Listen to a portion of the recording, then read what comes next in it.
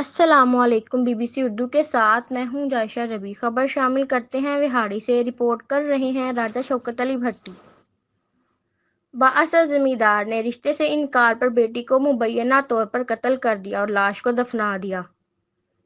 چک number 126 WB گڑھا موڑ کے رہائشی ممتاز احمد نے ساتھیوں کے ہمراہ پریس کانفرنس کرتے ہوئے بتایا، کچھ سال قبل بااثر زمیندار تاج محمد کی اہلیہ رانی کوثر نے اپنی سوتیلی بیٹی کا رشتہ اپنے رشتہ دار کے ہاں کر دیا، جس پر بیٹی نذیرہ بی بی نے رشتے سے انکار کر دیا تو باپ تاج محمد نے دیگر رشتہ داروں جن میں رانی کوثر، عمران، عرفان، اختر علی کے ساتھ مل کر بیٹی نذیرہ بی بی کو قتل کر دیا اور لاش کو دفنا دیا۔ ممتاز احمد نے قبرستان میں قتل ہونے والی نذیرہ بی بی کی قبر بھی دکھائی۔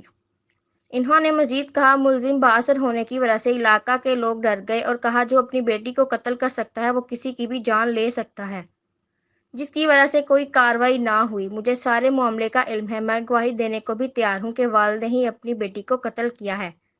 ہماری DPO وہاڑی اور وزیر اعلیٰ پنجاب، وزیر اعظم پاکستان سے اپیل ہے، بااثر ملزمان کے خلاف FIR درج کرکے گرفتار کیا جائے اور مجرم قرار دے کر سزا دی جائے۔ مزید خبریں اور اپڈیٹس کے لیے دیکھتے رہیں BBC اردو۔